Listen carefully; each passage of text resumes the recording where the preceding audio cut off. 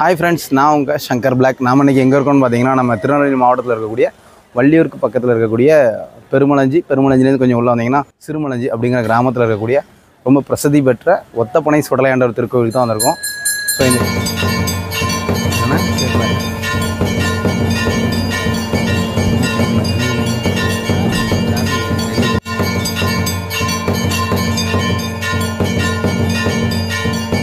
சரி வாங்க வீடியோக்குள்ளே போகலாம்.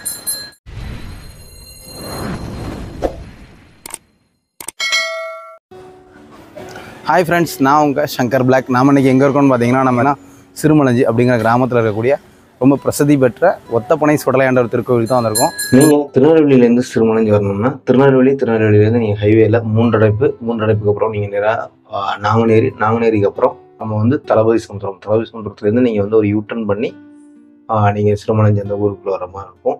அதே இது நீங்கள் நாகர்கோவிலேருந்து வந்தீங்கன்னா வள்ளியூர்லேருந்து தளபதி சமுத்திரத்துலேருந்து உள்ளே வந்தீங்கன்னா அந்த சிறுமலஞ்சி அப்படிங்கிற அந்த ஊர். இந்த சிறுமலஞ்சி ஊர் வந்து பார்த்தீங்கன்னா வந்து நமக்கு நம்பியாறு கரையில் இருக்குது. நம்பியாறு நமக்கு வந்து பார்த்தீங்கன்னா திருக்கணங்குடி. ஸோ நம்ம நம்பி கோயிலை பற்றி ஏற்கனவே நம்ம சேனலில் வீடியோ போட்டிருக்கோம்.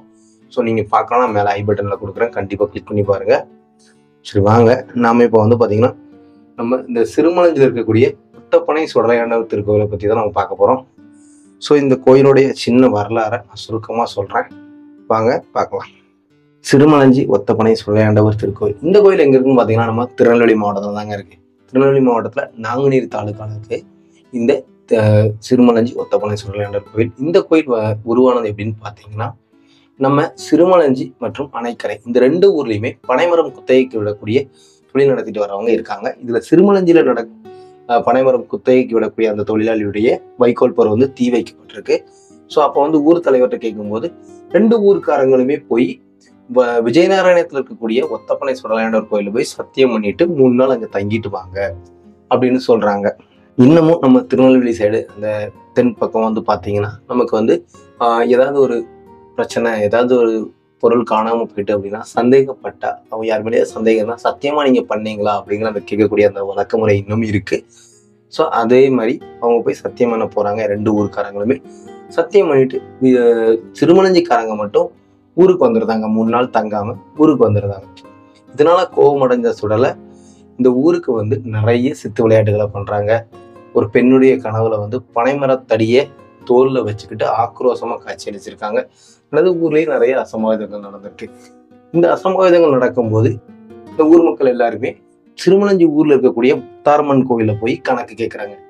இந்த மாதிரி ஊர்ல திடீர்னு அசம்பாவிதம் நடக்கு, நிறைய பிரச்சனை நடக்கு, என்ன காரணமா இருக்கும் அப்படின்னு கேட்கும்போது இந்த ஊர்ல சிறுமலஞ்சி ஊர்ல இருக்கக்கூடிய முத்தாரம் கோயில்ல சாமி ஆடக்கூடிய அந்த சுவாமி கணக்காடி சொல்றாங்க. அதாவது இந்த ஊரோட எல்லையில சுடலை வந்து இருக்காரு, அவருக்கு நீங்க கோயில் கட்டி கொடை நடத்தினாதான் கோபம் குறையும் அப்படின்னு சொல்லும்போது நாங்க எப்படி அந்த சுடலை எங்க இருக்காருன்னு நாங்க எப்படி கண்டுபிடிக்கிறது? ஒத்தை பனை மரத்துல ஒளி வீசும் அப்படின்னு சொல்லியிருக்காங்க. அதுக்கு கீழே ஒரு கத்திரிக்காய் செடி இருக்கும், அதுல ஒரு கத்திரிக்காய் காய்ச்சிருக்கும் அப்படின்னு சொல்லும்போது வந்து பார்க்கும்போது ஒரு பனைமரம் மட்டும் பிரகாசமா இருந்திருக்கு, அதுக்கு கீழே ஒரு கத்திரிக்காய் செடி இருக்கு, அதுக்கு கீழே ஒரு கத்திரிக்காய் காய்ச்சிருக்கு. அந்த இடத்துல விஜயநாராயணத்துல இருந்து சுடலை கோயிலேருந்து பிடிமண் எடுத்துட்டு வந்து கோயில் கட்டுறாங்க. கோயில் கட்டும்போது கோயில் கட்டி கொடைவிழா நடத்தும் போது கொடைவிழா நடத்திய பிறகு இந்த ஊர்ல எந்த விதமான அசம்பாவிதங்களும் நடக்கலை. அதுக்கப்புறம் எனக்கு கல் மண்டபம் கட்டுங்க, நான் இந்த சிறுமலஞ்சியை சிறு மதுரையா மாத்துறேன் அப்படின்னு சாமி ஆடி உத்தரவு சொன்னதுக்காக அதுக்கப்புறம் கல் மண்டபம் கட்டினாங்க. மண்டபம் கட்டி இந்த கோயில் பிரகாசமா கட்டப்பட்டது. இன்னைக்கும் நீங்க இந்த கோயிலுக்கு போனீங்கன்னா கண்டிப்பா இந்த ஒத்தை பனை மரத்தை நீங்க பார்க்கலாம்.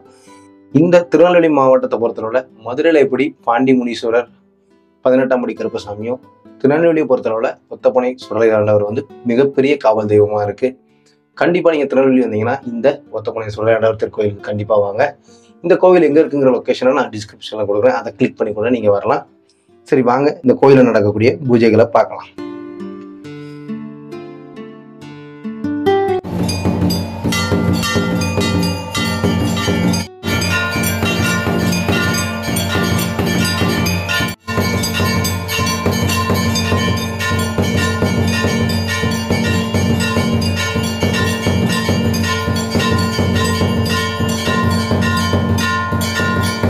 இந்த கோயிலுக்கு நீங்கள் பஸ் மூலமாக வரணும்னு நினச்சிங்கன்னா வள்ளியூர்லேருந்து 1 மணி நேரத்துக்கு ஒரு தடவை பஸ் இருக்குது. இந்த கோயில் வந்து காலையில் 7:30க்கு நடை திறந்து இரவு 8:30க்கு நடை சாத்துவாங்க. வெள்ளிக்கிழமை சிறப்பு பூஜை இருக்கும், அன்னதானம் இருக்கும். கடைசி வெள்ளிக்கிழமை இன்னும் சிறப்பாக இருக்கும். கண்டிப்பாக நீங்கள் திருநெல்வேலி டிஸ்ட்ரிக்ட்ல இருந்தால் கண்டிப்பாக வாங்க.